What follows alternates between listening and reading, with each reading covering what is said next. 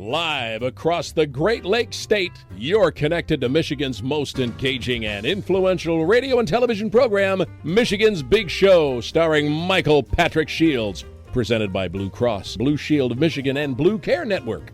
I'm producer and creative director Tony Cuthbert. I am world correspondent Nikki Sciavatoni. This is meteorologist John McMurray. Now in the shadow of the Capitol Dome in Lansing, he's heard from the beaches of Lake Michigan to the halls of power and behind closed doors. Here's Michigan's Michael Patrick Shields. My father's no different than any other powerful man. Any man who's responsible for other people. Like a senator or a president. You know how naive you sound. Why? Senators and presidents don't have men killed. Who's being naive, Kay? Michael Patrick Shields is on the air. Good morning, world. Good morning, Michigan. Michael Patrick Shields, radio stations across the state of Michigan. The Dow was up 28 yesterday, and the S&P lost 1, and the NASDAQ lost 4. And the president in Battle Creek was talking about the stock market and how much money. He said somebody got like a 95% return investment on their 401k. I'd like to know who did that. But nevertheless, fuzzy math, voodoo economics, whatever you like. It was a Christmas-themed rally, and it went on much possibly later than people thought. It was scheduled for 7, but the vice president stood up there, Mike Pence, after being in Saginaw and at Frankenmuth earlier in the day, at Bronner's and Zender's, and, spit out those sort of platitudes. We're going to get the president 4 more years. Michigan's going to help us do it. And, everyone was still awake at 8:05 when President Trump took the stage, and he went for 2 hours. And I thought about those people who had been there for 2 days, sitting outside, waiting in line to get a good spot. And he even referred to the fact that normally when they have an overflow crowd at these events, there's a screen outside and people can watch from outside. And they said, forget the screen. It's too cold. Please go home. And he referenced that, as he often does. I mean, his speech, while it seems off the cuff, I think is repeated in most places, because one of the things he always mentioned is, we had to turn people away. And then there was a protester. I don't know who she was. We'll find out. From Atra El-Nashar. Was it he? I think it was a she. Said, get her out of here. And then he called her a slob. This is the president of the United States. And he said, she's going to be in trouble when she gets home to mom. Dave Dulio is on our AT&T line right now, the director of the Center for Civic Engagement at Oakland University, professor in political science, who's probably listening and saying, God, I really never thought I'd see anything like this in my life. How are you, Professor? I'm doing very well, and yourself? Oh, people keep saying, how's the show? I'm like, how's the show? I mean, God, it's like pennies from heaven when it comes to politics all these years. And Donald Trump yesterday, he took after even Governor Snyder. He said he didn't like him very much. And he took after Governor Whitmer, and she can't fix the potholes. And so there were plenty of criticism and so forth all passed around. What did you think? You're the smart one on this call. Well, without a doubt, yesterday was a historic day for the country. Anytime you have an event occur that is only the third time that it's happened, it's historic. And I think it's clear that the country is incredibly divided over impeachment, just like it is about politics generally. And there's going to be a lot of disagreement, a lot of division. But the one thing that is indisputable is that it's a historic event.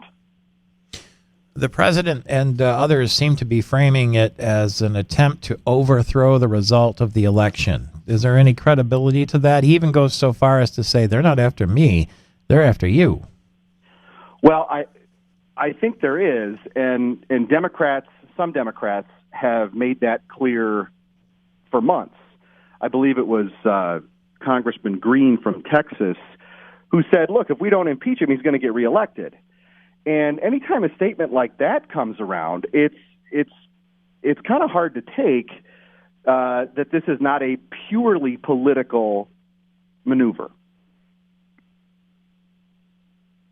Do you think going over to the Senate, let's speculate just a little bit. Now, Mitch McConnell has said, this is the firewall. He's going to be acquitted. There's no question about it. This riles up Nancy Pelosi. She doesn't like that at all.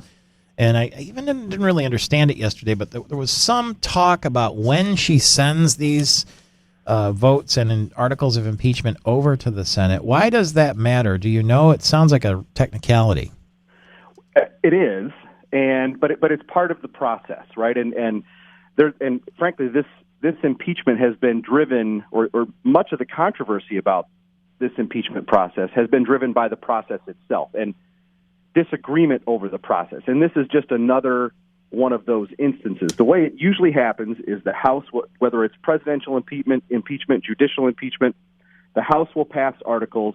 It will name the quote-unquote impeachment managers from the House who will take part in the Senate trial, and that those names will be forwarded along with the articles in an old wooden box. It's part of the pomp and circumstance of Congress. It gets walked over to the Senate through the Capitol building, and that's what starts the clock in the Senate, if you will. And the latest maneuver seems to be Nancy Pelosi saying, all right, we're not going to do that just yet because we want to try to force the Senate to have their process play out the way we in the House want it to. And I think that's dangerous for Democrats because it continues the line of instances and examples of, hey, look, we don't like how this is playing. We're going to try to force it to happen our way. And what's clear throughout all impeachments, and for that matter, all of congressional processes, the House has its process and the Senate has its process. The House sets its own rules and the Senate sets its own rules. Nancy Pelosi trying to impact what Mitch McConnell and Senate Republicans do is, I think, going to be seen as taking it too far. Mitch McConnell in the Senate, wouldn't he just on day one when that box gets there says, let's take a vote over on to the next thing? He certainly can. He has said in the past that he said, look, put a stop to the show, right? Mitch McConnell has said we have to do something with this impeachment. If it were to come to us, which it is now on its way, sort of, we have to do something. But he also followed that up very quickly with how long we spend on it is an entirely different matter, and that could be a very quick process where it's brought over. He calls for a vote, and it's done with. What the House Democrats are trying to force the Senate Republicans to do, and Chuck Schumer and Senate Democrats would be on board with this, is they want a much longer, drawn-out, detailed process to play out with witnesses. Sure, they do. They want witnesses in the Senate that they didn't have in the House. They want to boost up their evidence somehow. Correct. That's peculiar. Why wouldn't you put all your cards on the table? Well, I think that it's, the Senate Republican response is, look, you had your chance. How come you didn't get these folks to testify before Chairman Schiff or Chairman Nadler or in the House process?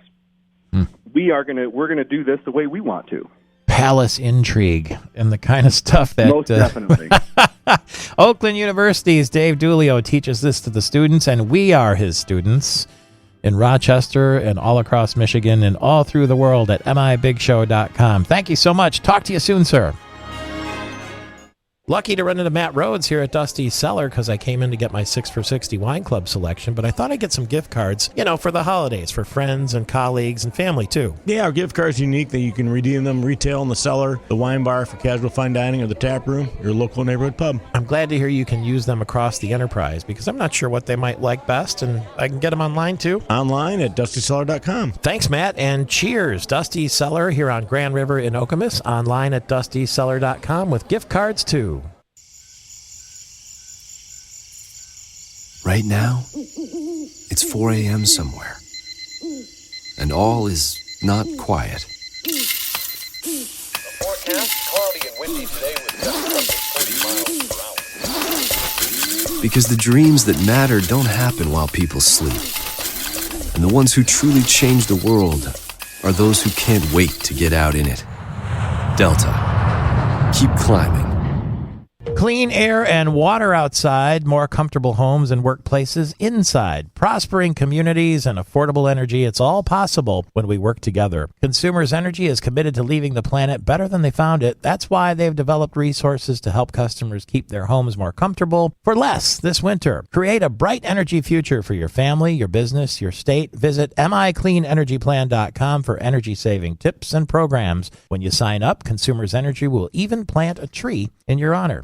Meet President George H.W. Bush through the pages of I Call Him Mr. President, the revealing new book by Ken Raynor and Michael Patrick Shields. Climb aboard Marine One and head to Camp David or go fishing with the 41st President and his friends Jack Nicklaus, Jim Nance, and more. It's the first of its kind, a touching memoir of friendship. I Call Him Mr. President, straight from President Bush's White House horseshoe pit and his Kennebunkport living room. I Call Him Mr. President, with a foreword by Barbara Bush, wherever books are sold.